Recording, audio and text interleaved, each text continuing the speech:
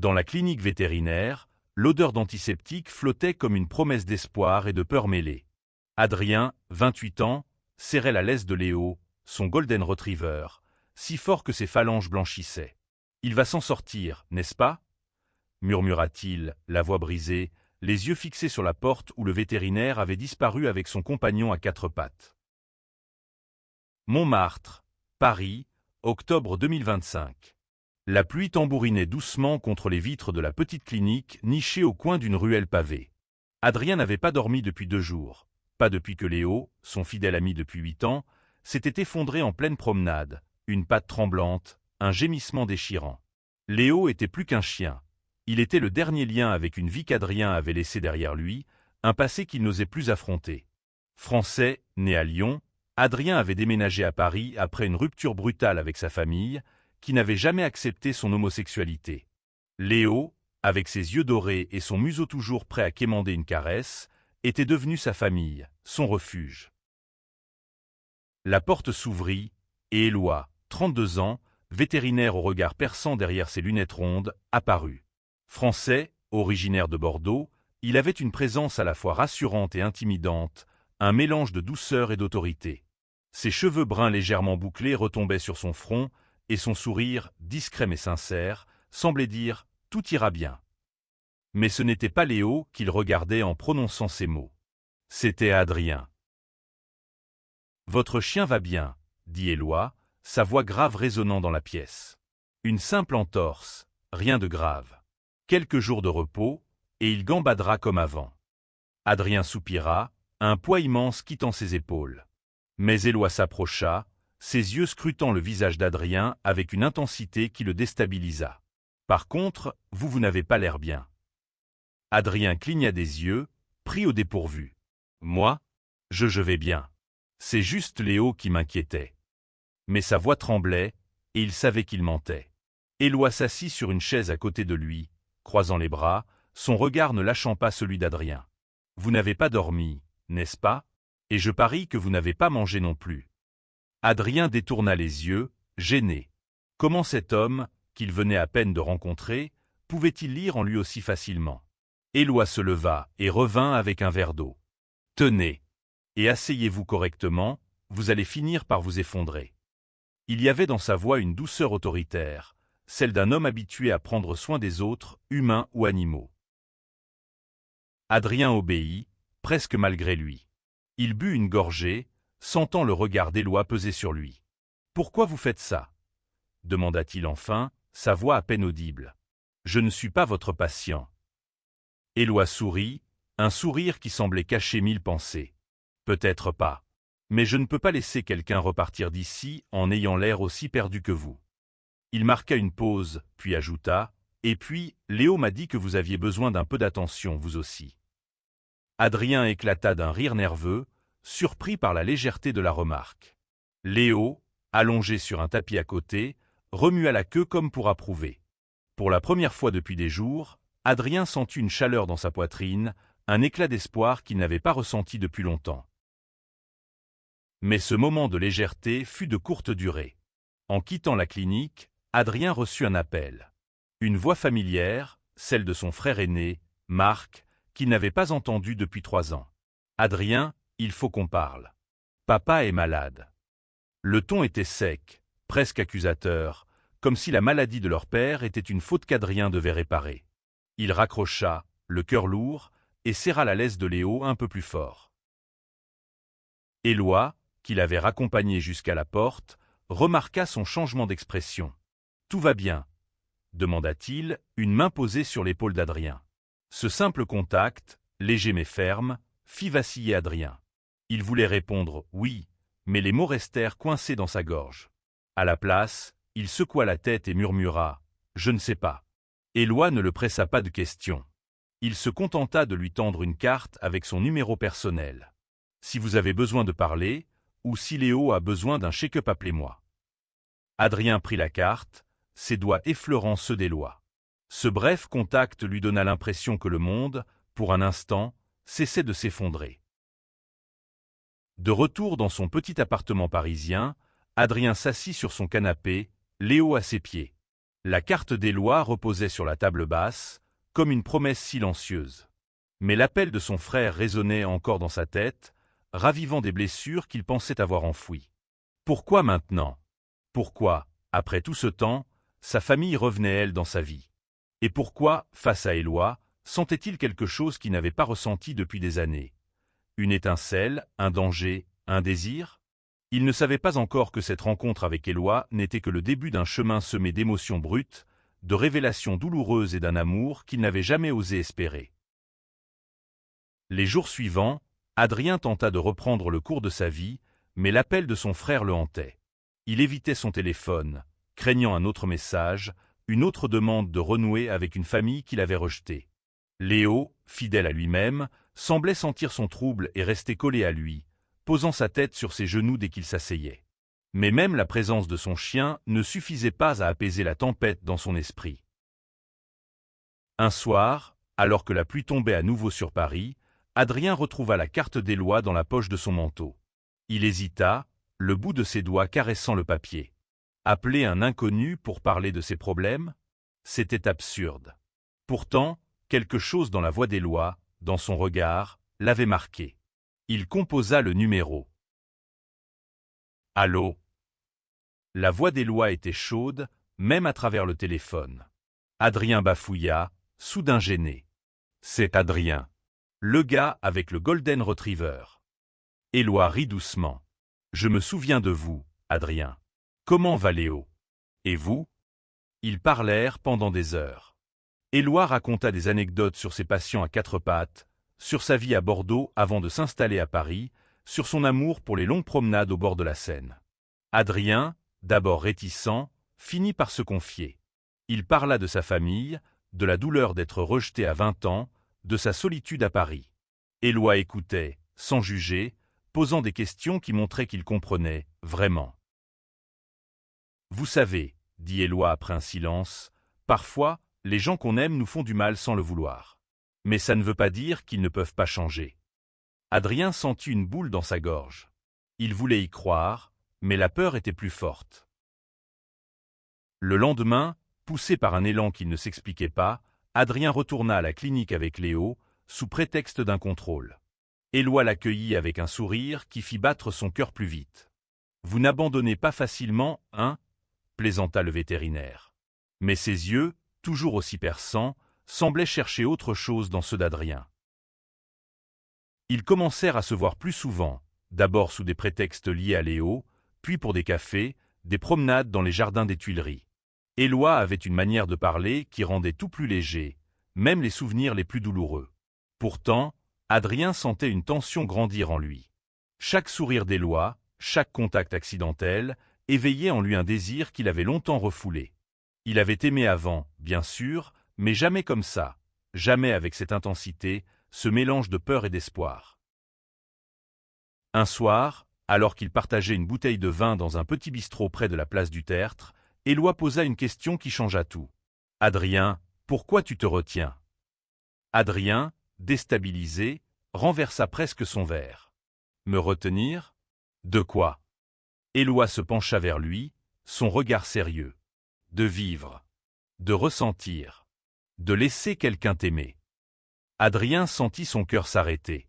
Il voulait répondre, nier, fuir. Mais Éloi tendit la main et toucha la sienne, un geste simple mais chargé de sens. « Je ne suis pas juste ton vétérinaire, Adrien. Et tu le sais. » Cette nuit-là, Adrien rentra chez lui, le cœur en désordre. Il passa des heures à fixer le plafond, repensant à chaque mot, chaque regard. Éloi avait raison, il se retenait. Mais comment pouvait-il s'abandonner à ce qu'il ressentait, alors que son passé, sa famille, pesait encore si lourd? Les semaines passèrent, et la relation entre Adrien et Éloi s'intensifia. Ils ne mettaient pas de mots sur ce qui grandissait entre eux, mais chaque moment passé ensemble. Une promenade avec Léo, un dîner improvisé, une conversation au téléphone jusqu'à minuit renforçaient leur lien. Adrien sentait qu'il tombait amoureux, un sentiment à la fois exaltant et terrifiant. Éloi, avec sa patience et sa chaleur, semblait comprendre ses hésitations, mais il ne le poussait jamais au-delà de ce qu'il pouvait donner. Pourtant, l'ombre de la famille d'Adrien planait toujours. Un matin, il trouva un message de sa mère. « Adrien, viens à Lyon. Ton père veut te voir. » Le message était bref, presque froid, mais il raviva une douleur ancienne. Adrien n'avait pas revu ses parents depuis qu'il lui avait demandé de choisir entre son identité et leur amour. Il avait choisi d'être lui-même, mais à quel prix? Il confia son dilemme à Éloi lors d'une promenade au parc Monceau. « Et si je vais là-bas et qu'il me rejette encore ?» demanda-t-il, la voix tremblante. Éloi s'arrêta, posant une main sur son bras. « Et s'ils ont changé? Et si, cette fois, ils te voyaient vraiment ?» Adrien voulait y croire, mais la peur était plus forte que l'espoir. Éloi, sentant son trouble, l'emmena dans un coin tranquille du parc. Là, sous un chêne centenaire, il prit les mains d'Adrien. « Quoi qu'il arrive, tu n'es pas seul. Pas cette fois. » Ces mots, simples mais sincères, firent monter les larmes aux yeux d'Adrien. Pour la première fois, il se sentit vu, compris, aimé. Ce soir-là, ils s'embrassèrent pour la première fois. Ce fut un baiser doux, hésitant, mais chargé d'une émotion brute. Adrien sentit son cœur s'ouvrir, comme s'il laissait enfin tomber les murs qu'il avait construits autour de lui. Mais cette joie fut de courte durée. En rentrant chez lui, il trouva une lettre glissée sous sa porte. Une écriture familière, celle de son frère Marc. « Si tu viens à Lyon, viens seul. On ne veut pas de complications. » Le mot « complications » le frappa comme un coup de poignard. Il comprit immédiatement ce que Marc insinuait. Sa famille savait, ou du moins soupçonnait, qu'il avait quelqu'un dans sa vie. Et il ne l'acceptait toujours pas. Adrien s'effondra sur son canapé, Léo posant sa tête sur ses genoux comme pour le consoler. Il passa la nuit à réfléchir. Devait-il aller à Lyon, affronter son passé, risquer de perdre le peu d'espoir qu'il avait retrouvé? Ou devait-il rester à Paris, avec Éloi, et construire une nouvelle vie, loin des blessures du passé? Le choix semblait impossible. Adrien prit sa décision. Il irait à Lyon. Pas pour sa famille, mais pour lui-même. Il voulait affronter ses démons, clore ce chapitre de sa vie, quelle qu'en soit l'issue. Éloi insista pour l'accompagner, mais Adrien refusa. « C'est quelque chose que je dois faire seul, » dit-il, même si chaque mot lui coûtait. Le trajet en train jusqu'à Lyon fut un calvaire. Chaque kilomètre le rapprochait d'un passé qu'il avait fui, d'une maison où il ne s'était jamais senti à sa place. Léo, dans sa cage à côté de lui, semblait sentir son angoisse et gémissait doucement. Adrien posa une main sur la cage, puisant du réconfort dans la présence de son chien. À son arrivée, la maison familiale, un pavillon modeste en périphérie de Lyon, semblait inchangée. Mais l'atmosphère était lourde. Son père, Jacques, était alité, affaibli par une maladie qu'Adrien n'avait pas encore pleinement comprise. Sa mère, Claire, l'accueillit avec un sourire crispé. Marc, son frère, se tenait en retrait, les bras croisés, le regard dur. « Tu es venu, » dit Jacques, sa voix faible mais teintée d'une émotion qu'Adrien ne parvint pas à déchiffrer. Ils parlèrent, maladroitement d'abord, de choses banales. Le temps, le travail d'Adrien à Paris, la santé de Léo. Mais la tension montait. Enfin, Marc lâcha ce qu'il retenait depuis des années. « Tu nous as abandonnés, Adrien. Tu as choisi ta vie, tes choix, plutôt que nous. » Adrien sentit la colère monter. « Moi, je vous ai abandonné? Vous m'avez chassé. » Les mots, longtemps refoulés, explosèrent. Sa mère pleurait, son père restait silencieux. Marc tenta de répliquer, mais Adrien ne le laissa pas faire. « Vous ne savez rien de moi. Vous n'avez jamais essayé de comprendre. » Il quitta la maison, le cœur battant, Léo trottinant à ses côtés. Il marcha sans but dans les rues de Lyon, jusqu'à ce que la nuit tombe. Assis sur un banc près du Rhône, il pleura, pour la première fois depuis des années. Pas seulement pour sa famille, mais pour lui-même, pour toutes les années passées à se cacher, à avoir peur d'aimer. Son téléphone vibra. Un message d'Éloi. « Je suis là si tu as besoin de moi. » Toujours. Adrien sourit à travers ses larmes. Il savait qu'il n'était pas seul. Pas cette fois. De retour à Paris, Adrien était changé. La confrontation avec sa famille l'avait brisé, mais elle l'avait aussi libéré. Il ne cherchait plus leur approbation. Il voulait vivre, vraiment, pour la première fois depuis longtemps. Et Éloi était au cœur de cette nouvelle vie. Leur relation s'approfondit. Éloi emmena Adrien dans son monde, des soirées avec ses amis, des visites dans des refuges pour animaux, des moments simples mais précieux. Adrien découvrit un Éloi passionné, drôle, parfois vulnérable.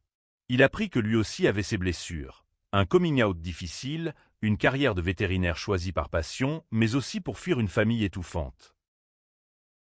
Un soir, chez Éloi, alors qu'il regardait un vieux film français, Adrien prit une décision. Il se tourna vers Éloi et murmura « Je t'aime ». Les mots, si simples, étaient lourds de sens. Éloi le regarda, ému, et l'embrassa, un baiser qui scella leur lien. Mais le passé n'avait pas fini de les rattraper. Un jour, Marc réapparut à Paris, sans prévenir. Il trouva Adrien dans un café, avec Éloi. « On doit parler », dit-il, ignorant Éloi. L'atmosphère devint tendue. Marc révéla que leur père était mourant et qu'il voulait voir Adrien une dernière fois. Mais il ajouta, d'un ton glacial, « Viens seul ». Adrien sentit la main d'Éloi se poser sur la sienne, un geste de soutien silencieux. « Je ne suis pas seul, Marc », répondit-il, la voix ferme. « Et je ne le serai plus jamais. » Marc partit, furieux, mais Adrien ne ressentit pas la douleur qu'il craignait. Au contraire, il se sentit plus fort, soutenu par l'amour d'Éloi et la loyauté de Léo, qui remuait la queue à ses pieds. Adrien retourna à Lyon une dernière fois, accompagné d'Éloi. Il n'allait pas laisser sa famille dicter les termes de cette rencontre. À l'hôpital, son père était faible, mais ses yeux s'illuminèrent en voyant Adrien. Pour la première fois, Jacques parla avec sincérité. « J'ai eu tort », murmura-t-il. « J'ai eu peur de ne pas comprendre. Mais je veux que tu sois heureux. » Adrien pleura, mais ce n'était pas des larmes de douleur. C'était un mélange de tristesse, de soulagement et d'espoir. Sa mère, présente, tendit la main vers lui, un geste hésitant mais sincère. Marc, toujours en retrait, ne dit rien, mais Adrien sentit un changement, même infime. Éloi, resté en retrait, serra la main d'Adrien en quittant l'hôpital. « Tu as été courageux », murmura-t-il. Adrien sourit. « Seulement parce que tu étais là. » De retour à Paris, ils décidèrent de vivre ensemble. L'appartement d'Adrien, autrefois vide et froid, devint un foyer, rempli des rires d'Éloi, des aboiements joyeux de Léo, et d'un amour qu'Adrien n'aurait jamais cru possible. Un an plus tard, Adrien et Éloi se tenaient main dans la main lors d'une promenade au coucher du soleil, Léo courant joyeusement devant eux. Ils avaient surmonté les doutes, les peurs et les ombres du passé. Adrien avait trouvé la paix avec sa famille, même si tout n'était pas parfait. Marc commençait à accepter, à petits pas. Sa mère envoyait des messages réguliers, des gestes maladroits mais sincères. Éloi, toujours le même vétérinaire au grand cœur, avait appris à Adrien à s'ouvrir, à aimer sans crainte. Leur amour, né d'une rencontre inattendue dans une clinique vétérinaire, était devenu le socle de leur vie. Léo, en parfaite santé, semblait approuver, remuant la queue à chaque éclat de rire. Un soir, sur le pont des Arts, Éloi s'arrêta et sortit une petite boîte de sa poche. « Adrien, » dit-il, la voix tremblante, « je veux passer le reste de ma vie à examiner ton cœur. Veux-tu m'épouser » Adrien, les larmes aux yeux, éclata de rire. « Seulement si Léo est d'accord. » Le chien aboya joyeusement, comme pour donner sa bénédiction. Ils s'embrassèrent, sous les étoiles parisiennes, un couple uni par l'amour, la résilience et un golden retriever qui avait tout changé. Leur histoire, née d'une simple visite chez le vétérinaire, était devenue une ode à l'acceptation, à la guérison et à l'amour inconditionnel. Adrien avait appris que parfois, les blessures les plus profondes peuvent guérir, et que l'amour, sous toutes ses formes, est la plus belle des victoires.